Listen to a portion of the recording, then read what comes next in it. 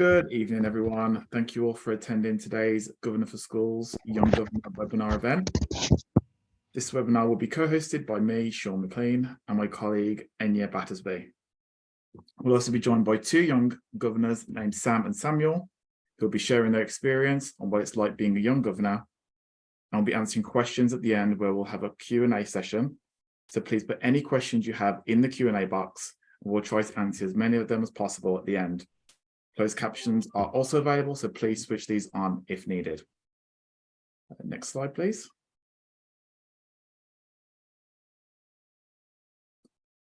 I'd like to start the webinar by briefly explaining who Governors for Schools are and what we do.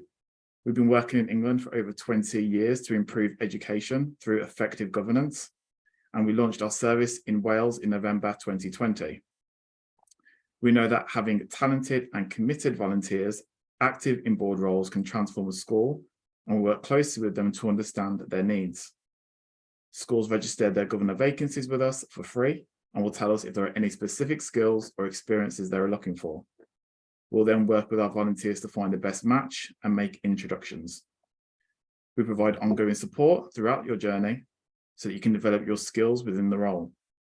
We aim to not only find volunteers with the right skills, but to ensure that boards represent the wider community and that we're successful in engaging a broad range of people. Next slide, please. What is a school governor? Being a school governor is a eyes-on, hands-off role. It's strategic rather than operational, as governors don't get involved with the day-to-day runnings of a school. Instead, they work at board level to support and challenge the school's leadership team to drive school improvement. A school governor is passionate about improving opportunities for all young people, and to do this, they volunteer their time, skills, and experience to impact the effectiveness of the school they support. Next slide, please. So why become a school governor? You might consider becoming a school governor because you care about the education that children receive. You want to make an important contribution to your local community. You enjoy a challenging and rewarding role. You're keen to help all children do better at school and want to help strengthen the link between schools and their communities. Governor for Schools believes that the experience and skills of being a school governor, such as speaking in groups, social skills, asking questions, making suggestions, team working, problem solving, decision making, and business awareness are valuable skills that will help build a solid foundation for young adults to enter the workforce, as they'll have obtained the necessary skills and confidence to help further their career goals. The range of skills governors develop can be difficult for young people to acquire elsewhere. Research by the Corporation of London showed that being a school governor provided the best continuing professional development anyone could get. There is a massive need for young governors throughout England and Wales. The Chief Executive of the National Governors Association acknowledges that young people may have certain preconceptions about what governors do. Next slide, please. So characteristics that make an effective school governor. An effective school governor is someone who is genuinely passionate about wanting to improve the quality of education for school children. They are collaborative and naturally inquisitive with a willingness to learn. Commitment is one of the most important critical characteristics of a good school governor, as the majority of governor meetings are held during the evening. Therefore, young governors need to be able to prioritize this when meetings are held. A school governor is a critical friend who can both challenge and support ideas and ways of working with the school's best interest at heart. They are creative and open-minded about new approaches to problem solving, whilst having an analytical approach and understanding of the value of meaningful questioning, and can be confident in speaking within a group setting. Next slide, please. So why are young governors important? So as you can see in this slide here, over half of the governing bodies are over 60 years old.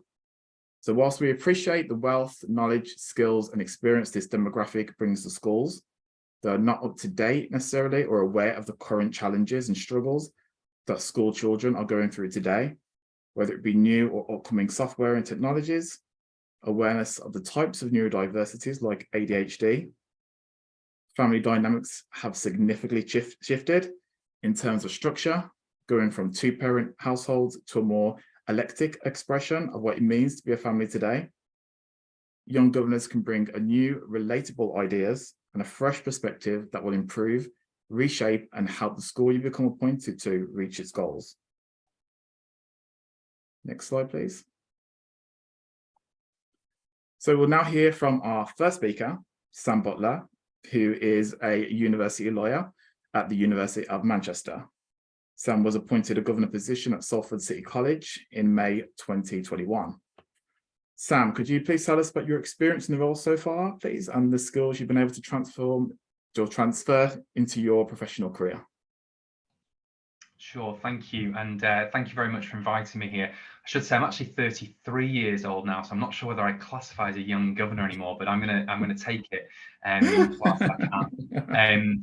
And I should update you actually as well. I've changed jobs, so that's my fault for not changing my bio. But I'm moving back into I'm in the private sector now again. But I absolutely love it. I love being a governor at Salford College Group. I'm also now chair of audit since I joined them. And again, it gives just a really unrivaled opportunity to not only selfishly develop my own skills, professional skills and personal skills, but fundamentally, the reasons why I became a governor in the first place was because I wanted to do something good. You know, it's the classic inspiration, motivation, whatever you want to call it, for being involved in education. I've been passionate about education for a long time.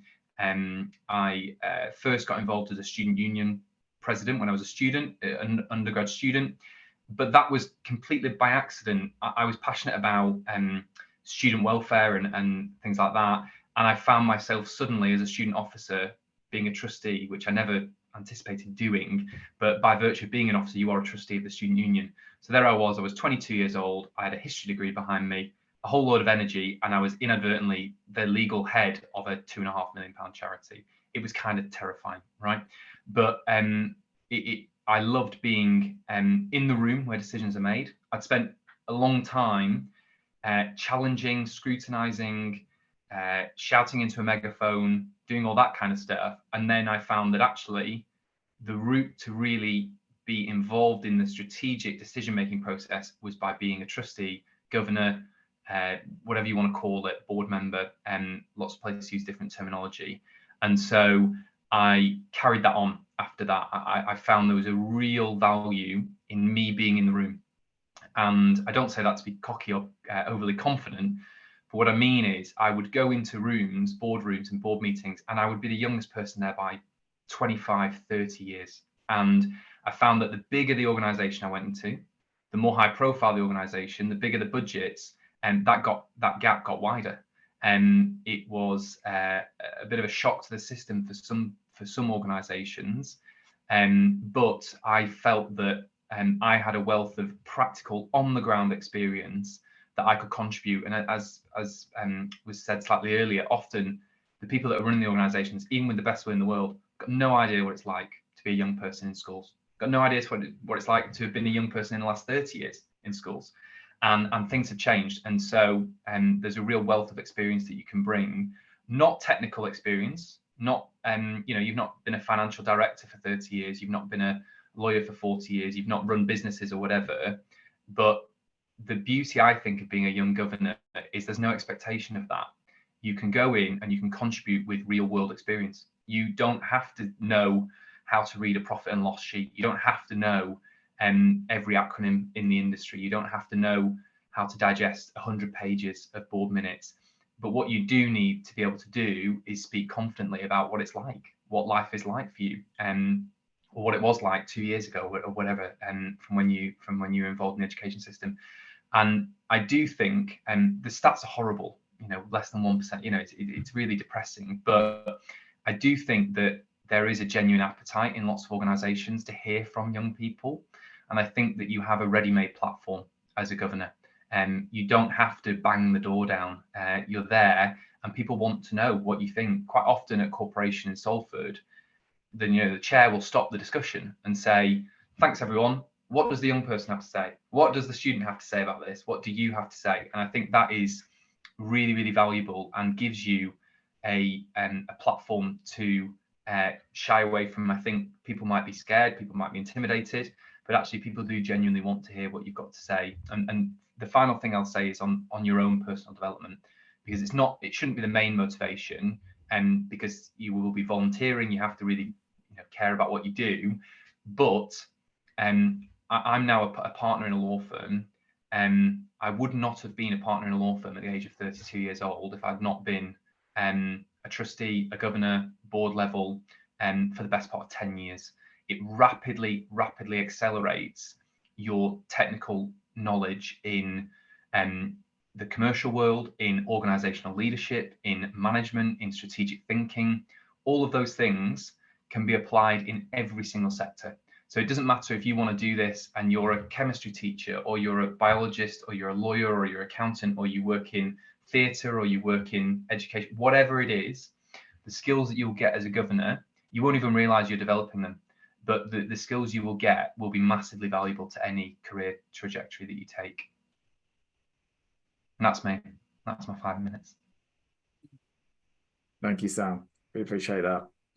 Now I'm going to present this to my colleague, Enya, who will now be taking over. Thank you. Can I have the next slide, please, Lauren? Lovely. And thank you, Sam. That was really, really insightful. And it was really great to hear about your background as well and all the skills that you've gained throughout your journey as well. And congratulations on being a partner at 32. Really impressive. So we're going to go over a little bit about the types of roles on a governing body. So there are several different types. The ones that we anticipate would be more suitable for young people who are potentially new to school governance are ALE roles, so local authority governor roles, community or co-opted governor roles, foundation governors, and even parent governors as well. And obviously, once you accumulate more experience over time within the governor role, you can of course progress to something a little more challenging, like being a chair or a vice chair. And as you can see here, there are a variety of roles that are part of the board, and they will always include a head teacher and usually a clerk as well. And there will obviously be usually a chair and a vice chair as well. So the average school board has between 7 and 12 governors, but that obviously can differ depending on the size of the school and the location as well. So we most commonly recruit co-opted or community governors, as well as local authority governors. Foundation governors must be practicing in the same religion as the school and be signed off by a faith leader, so potentially a diocese. And parent governors usually are expected to have either a child at the school or a child of school age, so they can give that parent perspective to the board as well. So boards may adopt different structures with different levels of responsibility and accountability, such as committees and link roles that focus on specific topics. But this can obviously be discussed when we're matching you with a school. Essentially, each of these names for governors just describes a different path, a different route to being appointed as a governor. So whether you're voted in by the board directly or by the local authority or signed off by a diocese potentially, the role is still fundamentally the same. It involves that strategic, financial and accountability focus that we've already described. Can I have the next slide, please? Lovely, thank you. So here are some of the core responsibilities of being a governor.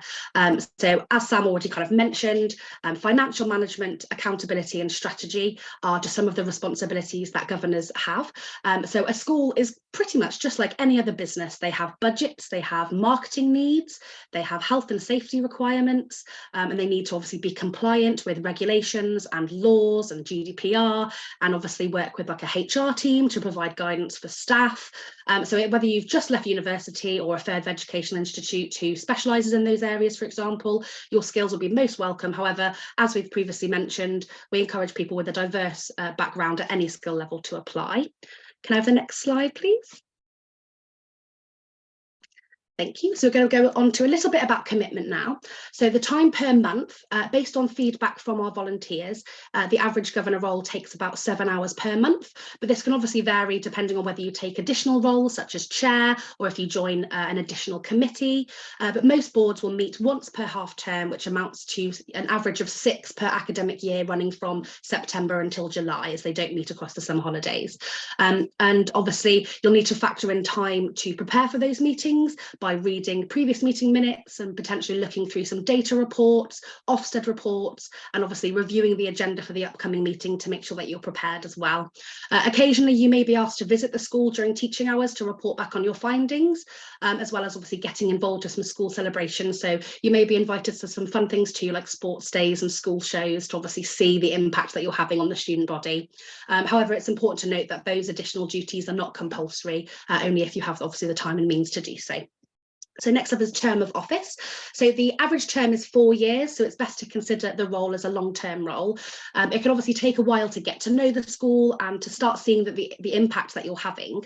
Obviously, as it's a volunteer role, your circumstances may change, so you may have to resign before the end of your 4 years, and that's absolutely fine. And schools are very understanding that circumstances change. But equally, if you do your 4 years and you want to continue, you can obviously put yourself forward for a second or even a third term if you'd like as well.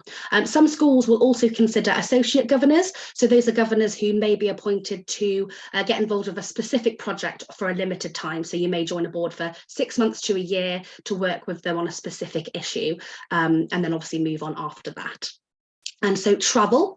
So when you apply, you can tell us how far would be practical for you to travel.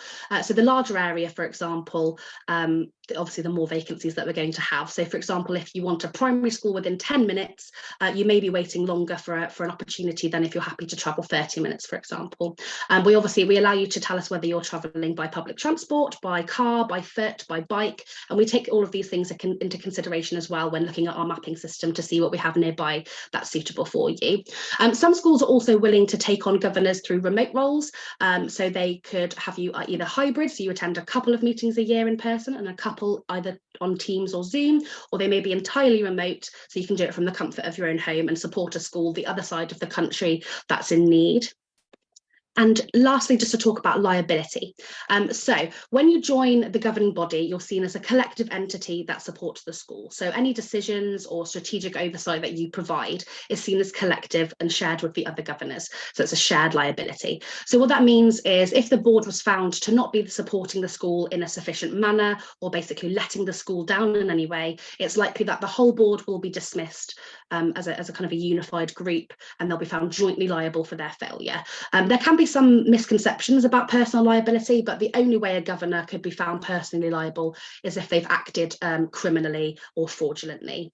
So our advice and guidance is just as long as that you are genuine and you act with honest intentions and motives and in the best interest of the school, then there's absolutely nothing to worry about regarding liability. And in regards to any kind of financial losses or debt of the school from poor financial oversight, the school will have insurance policies to cover that money. So as a governor, you are not personally liable for any debts or finances of the school. Lovely. Next slide, please. Thank you. So here we have a lovely quote from one of our young governors that we've placed in the last year. So Annie here says that she was a bit nervous when she first started as a governor, but she felt supported all the way. And then she's used our useful resources and training modules online, and she's found that she's definitely developed and grown in confidence in her role as a governor, which is really great to see. You can also see here that 9 out of 10 volunteers would recommend being a governor to a friend. And in the past year, we've placed over 2,000 governors across England and Wales as volunteers. As governors. Lovely. Next slide, please. Thank you. So the next steps, if you're interested in applying, then please do visit our website, which is linked above there. You can fill in our online application and do your profile, and you can list your skills and experience, as well as any preferences that you have regarding travel or the type of school you're interested in. We also require a personal statement for your profile, which should demonstrate like your reasons for applying and your motives for applying. And once your profile is completed and verified, then a dedicated partnerships manager like me or Sean will review your application and we'll get in touch to discuss some vacancies with you that match your requirements, and we'll discuss them with you in more detail. But if anyone here has any questions before they'd like to apply, then you can email us with the email addresses just found below the picture on the slide, and we'll be happy to answer any questions that you have as well. Next slide, please. Thank you. So next up, we're going to discuss training a little bit. So as we saw before in the quote by Annie, she utilised all of our e-learning and webinars, which allowed her to grow in confidence and be as prepared for the role as possible. So within our organisation, we do more than just place you in a school. We want to make sure that you'll be an effective governor as quickly as possible, and have the confidence to be able to ask important questions and challenge the senior management of the school. And so therefore we have a range of free e-learning modules on an array of different topics that you can have a look at online. That will obviously introduce you to some key elements of the role, and some niche ones as well, such as mental health and well-being, how to review Ofsted reports, and finances and things like that, which are really useful for beginning in the new role. We also hold regular webinars, so you can continue your learning after you've been appointed, and that way you have the opportunity to ask our governance experts some questions. And once you're placed at a school, you will have 12 months free access to Governor Hub as well, which was previously known as the Key. And also this September, we have our conference coming up, and we have many different speakers across lots of panels, with talking about an array of topics. So you can see the timetable for our conference online, and you can sign up to any that you'd like. And if you can't attend on the actual day, you'll receive an email with the recorded version as well, which can be helpful for the future when wanting to kind of develop your knowledge. Lovely. Next slide, please. Thanks. Wonderful. We'll now hear from our second speaker, Samuel Remy Akinwale, who is a CEO and was appointed a governor position at Cedar Mount Academy in April. So he's relatively new in the role. Samuel, can you please tell us about your experience in the role so far and the skills you've been able to transfer into your professional career? Yeah, hi, my name's Samuel Remy Akinwale. Apologies preemptively for any background noise. I'm in a business lounge and there are people walking through. Okay. Yeah, I'm 23 years old. I'm currently co-CEO of Young Manchester. We're a membership and intermediary funder for non-for-profit organizations who work to help young people in Manchester. So whether it's a supplementary school or a charity or a youth center, a youth club, we work to help these organizations by resourcing them, whether it's through funding or training or so on and so forth. My journey with Governors for School has been quite a fun and positive one. Having graduated not too long ago, I came back to Manchester and just really wanted to, reconnect with my community, but also give back.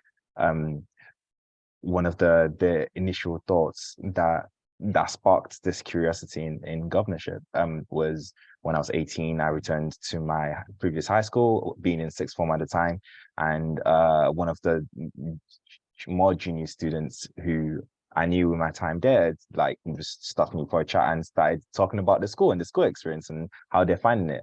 And there are certain things that they were communicating in regards to how they wanted the school to change or improve, or things that they thought were unfair, as young people often say, very well aware of things that could improve. And I guess to some degree, I felt quite concerned that they didn't feel empowered to be able to make those changes. Neither did they. I didn't think the systems were in place for them to be able to get their voice heard for someone else to facilitate that change.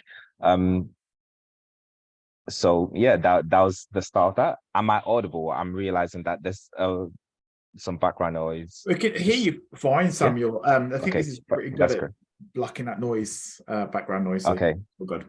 Fantastic. That was just a strong element of my motivation to start. The second element is something that Sam really spoke about quite a lot, which is this is just a great opportunity to learn so much from the wealth of experience of the other governors from the school, and the head teacher, and lastly to connect with the community. I think personally, I realized that I was coming back to Manchester.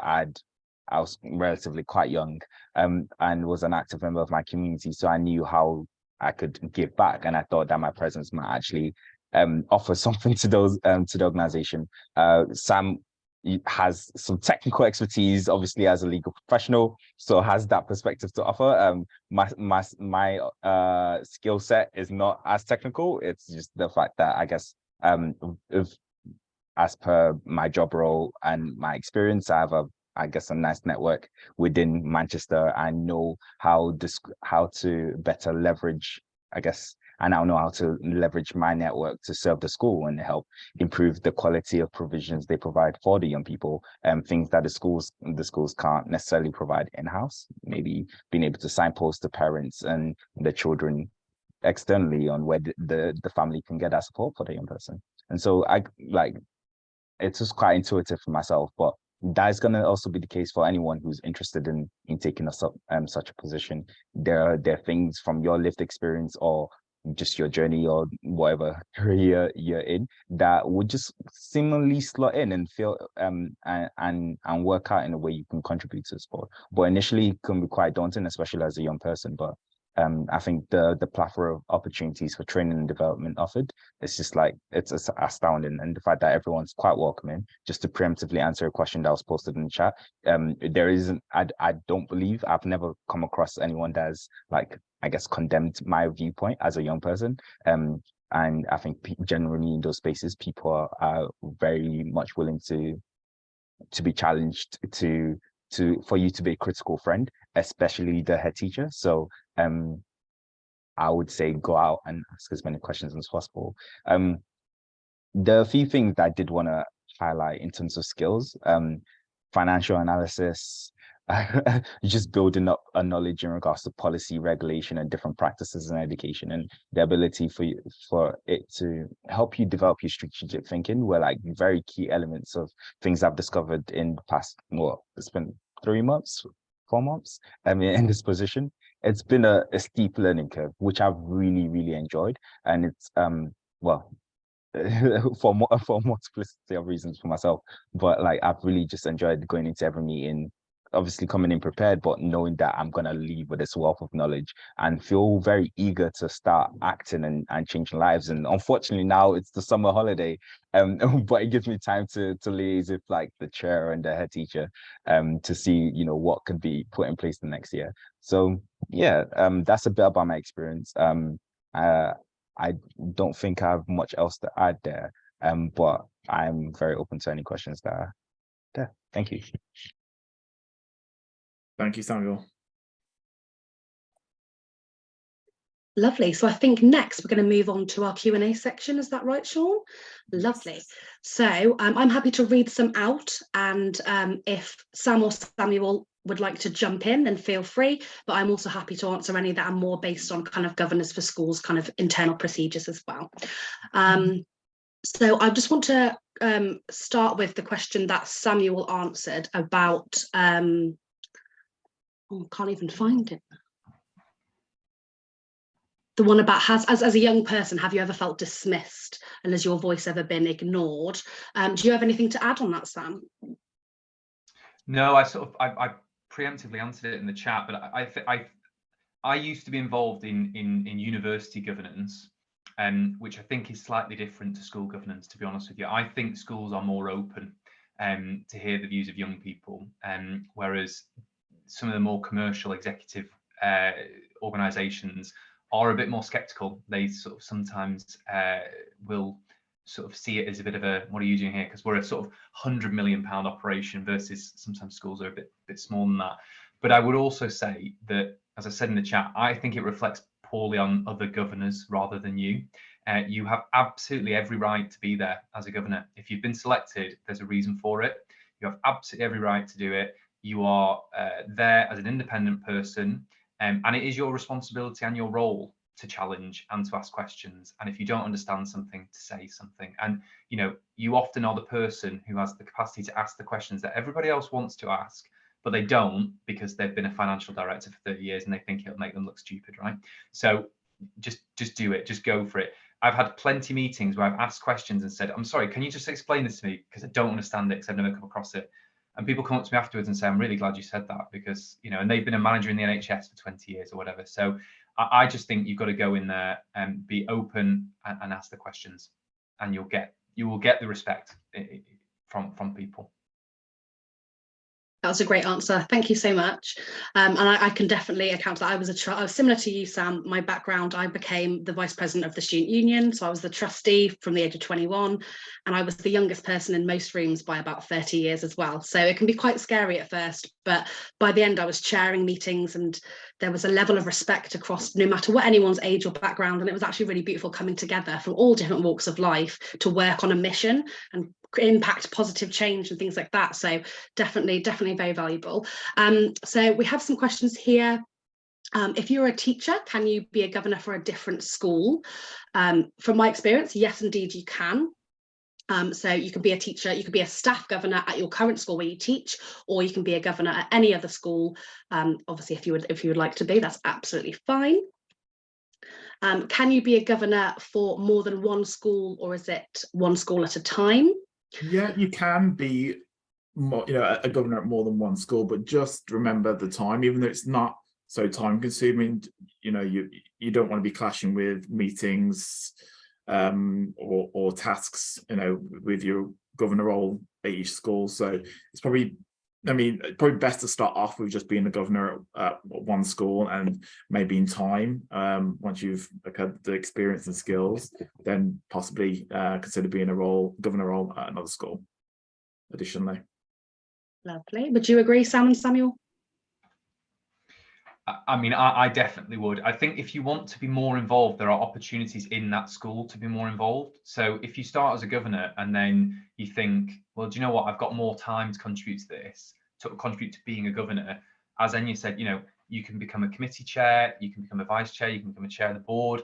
And I think as well, schools, there's loads of events throughout the year, and you can go to that sort of stuff as a governor. And I think that is very richly rewarding as well. You get to see the impact of what you're doing, not hands-on exec leadership, but you get to see and learn more about it. So if you're doing it because you've got lots of time, there's ways of being a governor that just contributes 6 meetings a year. And then you've got ways of doing it where you're doing 20, 30 days. So I would personally recommend just being a governor at one school and kind of giving that your all.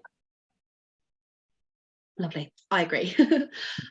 How many different school local governor positions take at one time? So that's the same. Yeah, someone here's put, is this for a primary or a secondary school? So you can be a school governor at any nursery, primary school, secondary school, college, special educational schools or behavioural units as well. Yeah, there's a plethora of different schools out there that you actually don't realise they exist until you get into the education sector and realise just how many different paths there are in education as well. So yeah, lots of different opportunities to choose from. But if you're happy to consider all opportunities, then you can click on your application that you're happy to consider a plethora of different ones. We've got an international education PhD student, and they're wondering, since their school experience would be in a different country, would that be a concerning factor if they wanted to be a young governor in the UK?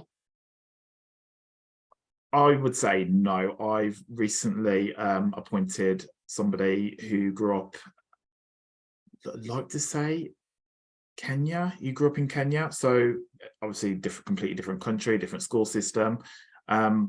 But it's kind of more of the skills and experience that they're looking for. So it doesn't matter if you've grew up in another country, your skills and experience still welcomed. Yes, and I would probably add on that having international education knowledge, you'll be able to look at the UK system and bring a new perspective and a fresh perspective. What are other countries doing that they're doing right? What are other countries doing wrong that we shouldn't kind of copy the approach, and other different things like that as well. So I think actually it will probably give you an additional skill there, an additional perspective that will really benefit the board and have positive impact. Lovely. So oh, go ahead, sorry. You go first. So somebody has put down, I've applied, I've been told that I've been given a school match. How long does it take to get matched to a school? And is there further applications with a specific school? Or do you automatically become a governor to the school you are matched with? And if so, are there chances of being rejected? So a few questions there. So how long it takes to get matched to a school, it varies. Sometimes it can be as quick as a few weeks, it can be a few months. It all just depends on your criteria, what you're looking for in the governor role, and then it also depends on the school or the establishment itself, what their criteria is. So it does vary. Would you say that as well? And yeah, sometimes it can, can be a few weeks, and sometimes it Yeah, can be definitely. So it depends, obviously, like the governor roles that we discussed on the different ways of being appointed. So for some local authority governor roles, they may have to go through a local authority panel where they have to be appointed by the council, and that may take a little bit longer. Sometimes a panel, they may have one panel every 2 months, so you may be matched to a school and meeting with them, but you can't be officially appointed for another few weeks. Things like that can arise, which can make it a slightly slower process. But I have had people be introduced to a school on day 3 after applying, and they've been appointed 3 weeks after. So it can really differ. It does depend on how engaged the school is, how quickly they organise a meeting with you, obviously how flexible you are to have the initial kind of meeting and discussions with them as well. So it does differ, but I would say anywhere from a few weeks to a few months. They've also put down, will you automatically become a governor again? And you touched upon that. You have to be, voted in during the governor's meeting. There also needs to be an enhanced DBS check. So you have to obviously pass that as well before becoming appointed. They've also touched on, are there any chances of being rejected? I would say chances are quite low. We obviously do try and skills match, but sometimes the school, they may not have listed that they need a particular skill on their board. So they may say, oh, this applicant looks really great, but currently we have a deficit of finance skills, so we're really looking for someone with a different kind of career background. So those kind of rejections could take place, but for the most part, schools will give feedback. So if there is anything that they think that you could do to enhance your application, they will give feedback, which will be beneficial. But for the most part, out of the volunteers that I've matched with schools, if any of them have been rejected, it's usually nothing to do with their application and more to do with the school not quite knowing what route they're going down for recruitment and what skills they're in need of. So we rely on the schools to communicate effectively when they've done a skills analysis to see what they're in need of the most. I think the next question is, can you state a school that you would like to be a governor at? Absolutely. On the application form, when you register online, there is a section on is there a particular school that you want to be a governor at? But again, it always depends if there is a governor vacancies at that school. But if there's not, it's fine. As long as you're happy to wait, we'll keep chasing up with the school, and as soon as we're informed of a vacancy, we'll let you know straight away. Lovely. What are the timelines or deadlines involved in signing up to become a young school governor? There are really no timelines or deadlines. Go away and think about this, have a bit more of a research, peruse our website, have a look at some of our e-learning. And if at that point you feel, oh, it is right for me, I'm going to take the leap, then you're welcome to apply. And we can also have a phone call with you if you have any more questions or any concerns moving forward before you apply. We're happy to do that as well. So have more of a one-on-one conversation with either myself or Sean is absolutely fine. But in terms of deadlines, I can't think of any. In terms of when you're talking to a school, they may have deadlines for paperwork being returned. So, for example, the DBS that Sean mentioned, or getting references from previous employers. Those are the only kind of deadlines that I can think of. Yeah. Would you agree? Yeah. Okay. Just going down, seeing some sort of repeat questions or similar questions. But there's one here I can see: can people on visas in the UK apply to become governor? So you can, as long as it's a valid visa, and if your visa, if you've got like a resident visa, or you've got a work visa, that's because remember, schools do prefer you to be a governor with them for 4 years. So it'd be preferable that you've got a visa that is at least 4 years and beyond that. Do you want to, anything else you want to touch on that, Enya? No, I would agree with that. Yeah. Obviously, if you are here for maybe 3 years on kind of a learning visa, that could be something that we discuss on application. So we can discuss your individual visa status with you in more detail, and then together figure out if what schools would be suitable. Because you may be able to be, as I said earlier, an associate governor. So you may be able to join a school for a brief, short stint of 6 months to a year to support them. So there are different options as well if you aren't able to do the full 4-year term. I think I've got a question here for Sam, about Sam and Samuel. What visible changes have you enacted as governor, and what is the most measurable success criteria?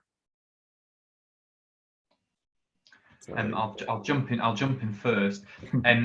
It's interesting. I think the most measurable, I suppose, the most helpful criteria or measure for success, helpful or unhelpful, it depends on your opinion, is Ofsted actually, and the way in which your school or college is rated, and fundamentally that is the sector measure for success for an institution.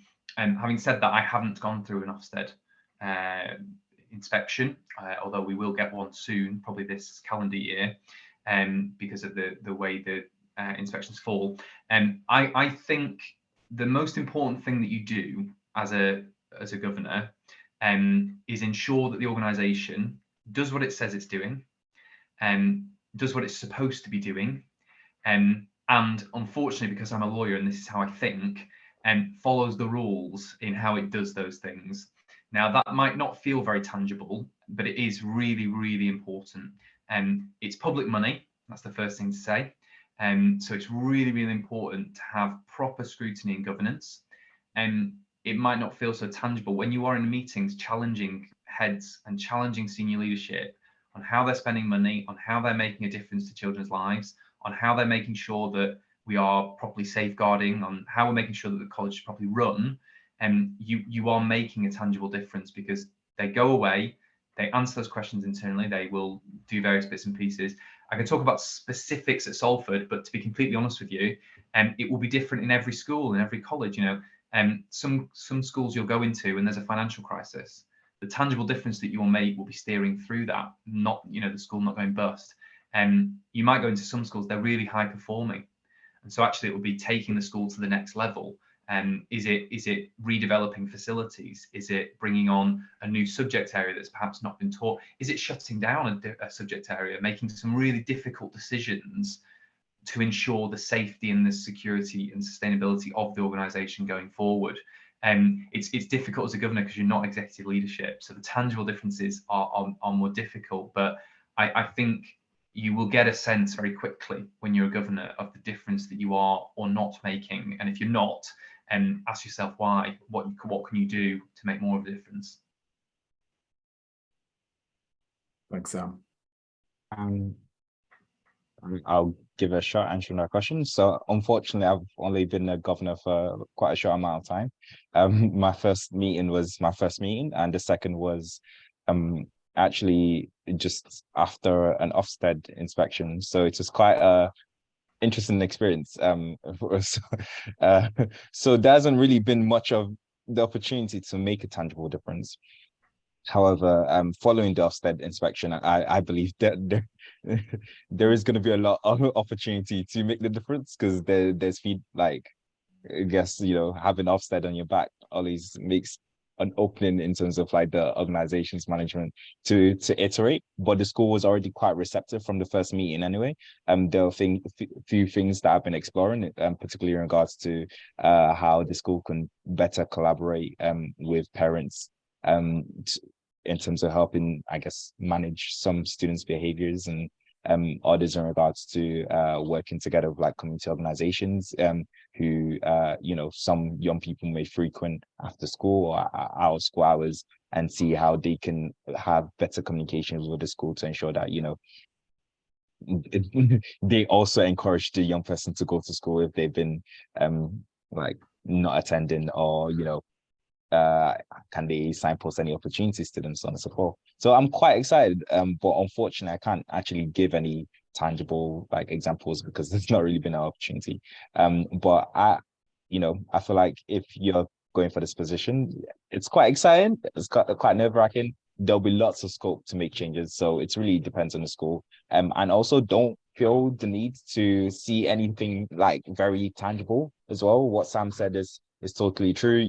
Like it's really about the stare that you're offering the leadership of the organization. It's invaluable. I think for me, I'm quite in a, I guess, unique position as a CEO of an organization, or co-CEO of an organization, should I say.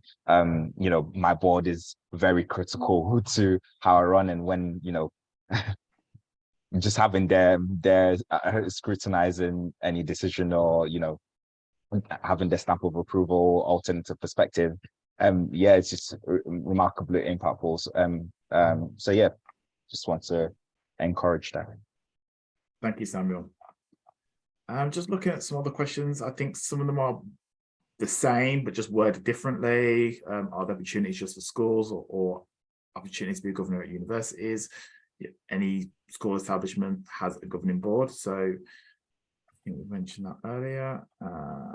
So there's one that may be good to hear from Sam and Samuel. Okay. It's what is the interview process like? Mhm. Because that can obviously differ from school to school. So are you guys happy to touch on a little bit more about what it was like for you? Yeah, sure. So I signed up to Governors for Schools years ago, years and years ago, and I filled out my profile. And then, to be honest with you, I moved around so much that I never actually took a kind of final decision on it. I originally wanted to go and be a governor at the school that I went to when I was, when I was a kid. I changed my mind quite quickly on that because of the wealth of opportunities out there. Actually, I wanted to go somewhere completely different. But I joined my board as a co-optee, which has been talked about in different languages. Because I'm an employment lawyer, I have obviously a particular set of skills in employment and HR, and I joined Salford College as a co-optee on their HR committee. And that gave me a bit of a taste of what it was like. And I didn't have the time to contribute at that point to a full governorship. So the interview process was on Zoom because it was during COVID, but I was interviewed by the appointments panel, which is a subcommittee of the board. So I was interviewed by 3 governors, existing governors, and then they recommended to the board that I was brought on as a co-optee to the HR committee. That was successful, and so I joined the co-optee as a co-optee. Which effectively just means that you only attend that one committee and you're not a full governor. I did that for a year, really enjoyed it, wanted to become a full governor, and so I didn't need to sort of do the full interview process with the board, but most organisations will have a subcommittee and it's delegated to that subcommittee to conduct interviews, to review applications and conduct interviews. But to be honest with you, it's like any interview, really. I found anyway, you do your prep, you learn a bit about the organisation, you go armed with why you want to do it, what you think you can bring, and a couple of decent questions that you might want to ask yourself. But I think if you are a young person in particular, the thing that you will be bringing is the fact that you are a young person, the fact that you have lived experience. So, that is your greatest asset and greatest skill, really. Thanks, Sam. I don't think my experience differs much from Sam. Mine was an interview with the chair of the board at the time, and because of it is a multi-academy trust school, they also worked within the larger multi-academy trust, which is a very interesting structure. It offered quite a unique insight into how the school worked and how it worked in the context of being part of a multi-academy trust. It sounds weird, but the interview is really, it works both ways. It didn't feel particularly stressful. It was an opportunity to learn about the school, really, because I think this is really like the next step in the matchmaking process, because as much as, like they may have you guys could have a conversation and, it may not be the best fit for them. It's an opportunity to realize if it's the best fit for you, because of the school may not particularly need to draw on your unique set of skills, or may just you may not be the space you feel like you can offer the most.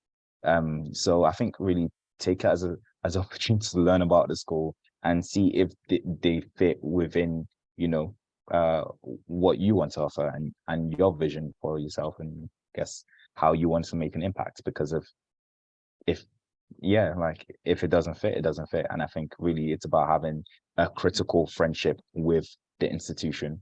And when I say friends, I really do mean that. So yeah. Thank you, Samuel. On back of that, what I tell my volunteers when they do have an interview with the school, the principal, again, this isn't compulsory, you don't have to do this, but I say just do a little bit of research on the school. Look at the latest Ofsted report, and just kind of prepare any questions that you might have. Also, There is training modules, which was mentioned earlier by Enya. There's an introduction to governance, a training module on our website, which gives you a little bit of insight of what being a governor's like. So I always do advise the volunteers just to complete that module, just so you're not going in blind, and you look prepared and you look keen and motivated to become a school governor.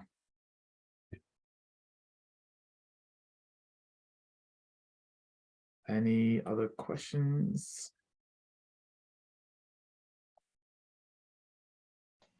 Can I just quickly talk on a couple of the questions which are about the difference between being a trustee somewhere else and a governor? Yeah, sure. Fundamentally, it is the same. Okay, so you are there as an independent, and as Samuel perfectly put, critical friend to the organisation, the leadership of the organisation, and your responsibility is the same.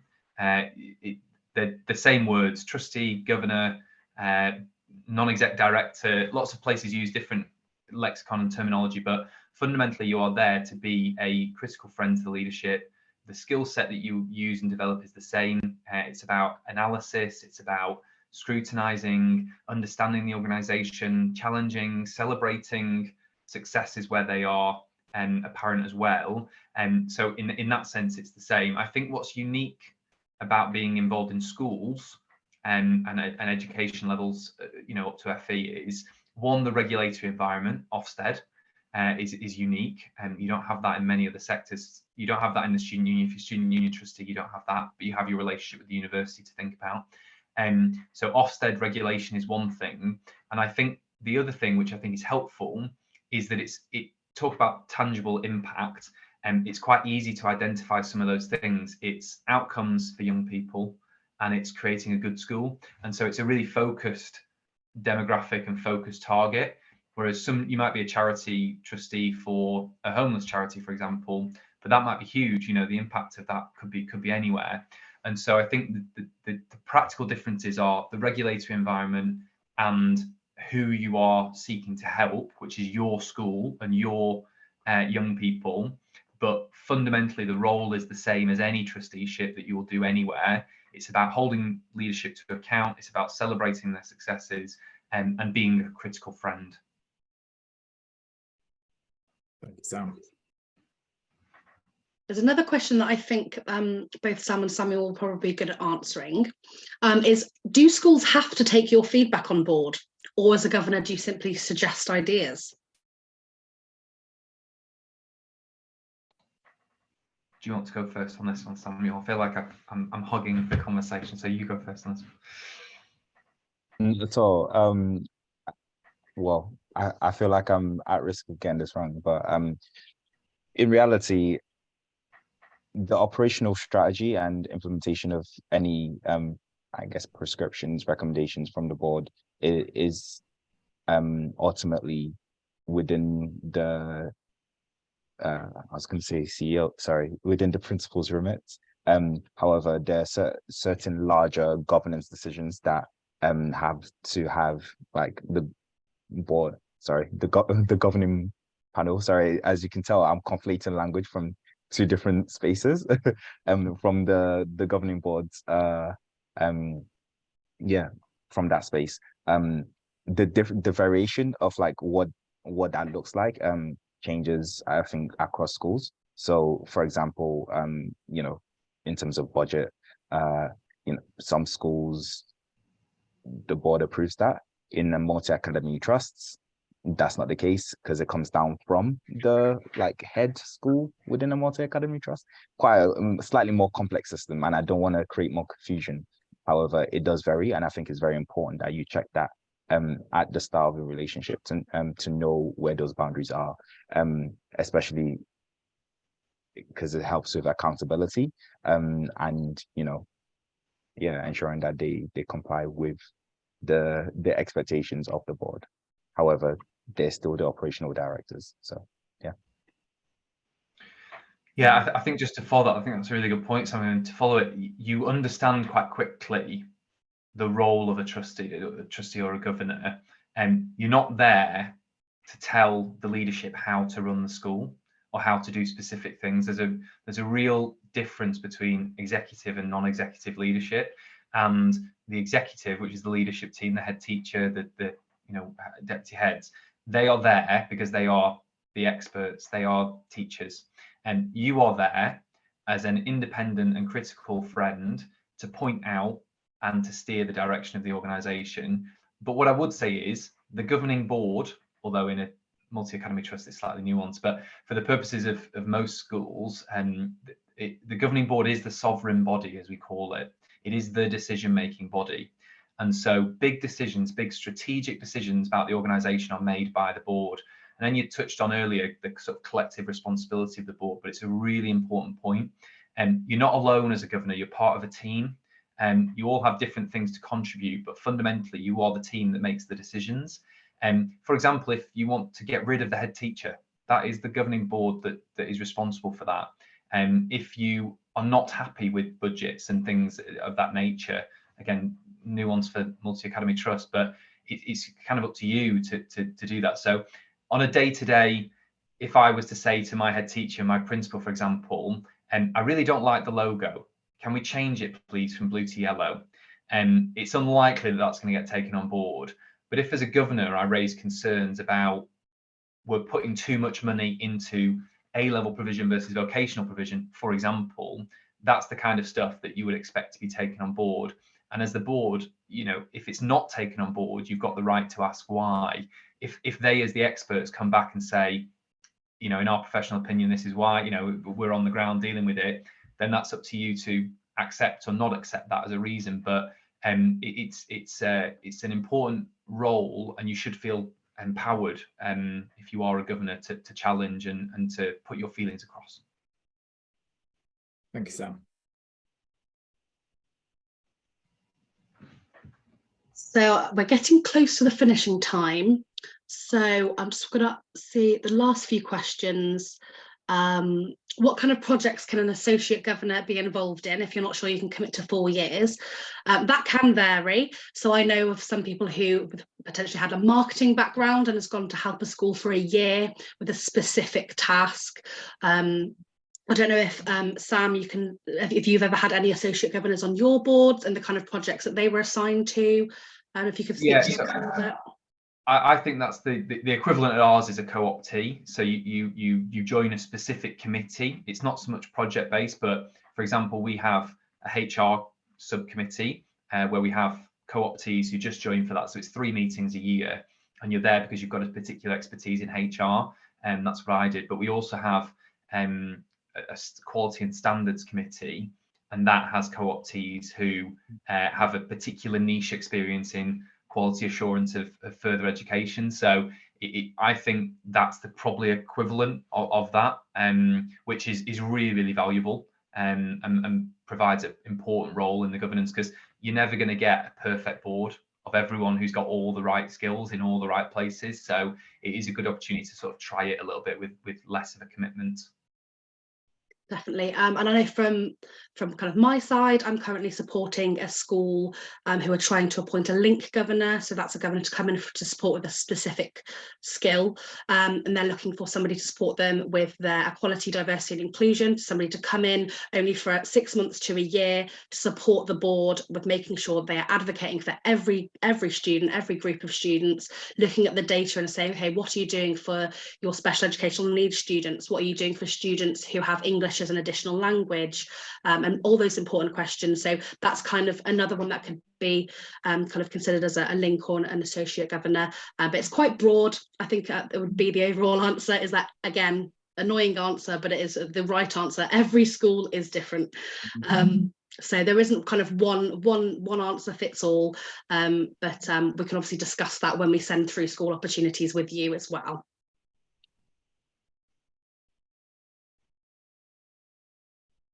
The question here, could you explain more on how you voted in? I think it's just more a case of the governing board will base their decision on if you've got the skills, you've got the experience, or if they really think you've got something that you can bring to that board and would benefit them and the school. What else would you say in how else they voted in? So in terms of obviously there's different types of voting. Yeah. So with a lot of the, again, like the local authorities I work with have panels. So that is a selected group of local councillors who come together and look through applications and kind of appoint in that regard. And then you may be directly appointed by the school. So it's likely that you'll be invited to attend a meeting as an observer. You'll get to meet the other governors, get to obviously see what they've been working on. And then usually at the end, either at the beginning or the end of the meeting, the chair will say, and now on to the issue of appointing our new governor. And 99.999% of the time, they will all vote to have you join and be very happy to, and pleased to invite you to join them onto the board. So there are different scenarios. And obviously the other one is the foundation roles with diocese. So that's a little bit more complicated. So for example, if you wanted to be a foundation governor at a Catholic school, for example, and you're a practicing Catholic, you will be able to meet with the diocese who will essentially have to sign off. So that would be like the diocese voting for you on your behalf. And basically that's their way of saying to the school, this person is knowledgeable about the faith. They have the conviction to ask important questions and to make sure the school is sticking to the religious ethos in their values and their processes and policies as well. So there's kind of the three main different types of voting, but it's not as scary as it sounds, I promise. It's not like student union elections, let's put it that way, when you have to be No. voting that way. So, yeah. No, definitely not. Lovely. So well done. That was 39 questions answered, which is very impressive. And I think that's everything. But obviously, as I said earlier, please you can email me or Sean directly and we'll answer any more questions that you think of. If you're lying in bed tonight and a burning question comes to you, just drop us an email and we'll happily get back to you. But also just have a look through our website and some of our e-learning as well, because that'll delve into deeper issues that you can face in the role, like I said earlier, looking at Ofsted reports, looking at finances and budgets, how to analyse data correctly for schools, which I'm sure both Sam and Samuel will advocate that. Data and looking through data is a big part of the role, and being able to look between the lines of that data and see the people being impacted, as well. So that's very important. Could I just add one last thing that's not sort of cropped up in a question, but I forgot to mention earlier? I think the other thing to recognise is, as a young governor, it is different for you than a lot of the other governors. So most governors are retired. Or coming to the end of a career, or they're very senior in their position, and so they are far more flexible with what they can do. And I think it's really important, if you want to be a governor, that you're upfront with your work. If you work and you talk to your employers and say, this is what I want to do, it might mean that I need to take a bit of time, or be a bit more flexible. Most of the meetings in the evening, but not always the case. But also be open and upfront with the organisation, the school. If, for example, all the meetings are at 2 o'clock on a Tuesday, say that might not work for me because I'm still in work, but the rest of the board are retired. So I think it's just recognizing that you have unique skills and you are different as a young governor, but there's also an impact on your professional life, and it's important to be upfront about those and not try and fit into a system that is created for people who are largely retired. I agree. That was a really good additional point. Thank you, Sam. Lovely. Samuel, anything else you want to add at all, or Samuel? You can hear me. Can you hear me? Anything else you want to add at all just before we wrap up? Oh no, sorry. I for a second I thought you were asking like everyone else. No, nothing at all. That's okay. I find it quite insightful. Sam's been a wealth of knowledge for me as well. So thank you, Sam. I might be ringing you, Sam, just for advice sometime. Yeah, I already added them on LinkedIn. I'm like, yo, I got enough from Sam. Thank you. It was very encouraging. Yeah, and I want to say thank you to both of you, our lovely speakers, for joining us today. Obviously, me and Sean can speak to a degree, but it really is you guys on the ground doing the role and understanding how important it is, some of the challenges that you can face, but also all of the wonderful things that you gain from it as individuals, both on your personal level and a professional one as well. So thank you for obviously signing up with Governors for Schools and being appointed and going through the journey with us, and also thank you for joining us today and making sure that we're sharing more about the role with the next generation who are going to get involved as well. So thank you both so much for joining. Yeah, Thank you so much. And thank you everybody for tuning in today. You should all get a recording of this webinar sent to you via email. So if there's anything that you want to quickly look at again, then feel free. And as I mentioned, I will mention once more, feel free to connect with both myself and Sean via email or message us on LinkedIn as well. And we'll be happy to help with any more questions that you have. Lovely. I think we'll leave it there, but thank you so much. Sam and Samuel, I will definitely connect with both of you on LinkedIn as well. And the same for the participants. If people want to message on LinkedIn or whatever, then feel free to do so. Oh, That's thank great. you. Thank you so much. Have a lovely evening, everybody. Have a lovely evening, guys. Thank you. Take care. Bye. Bye-bye. Bye.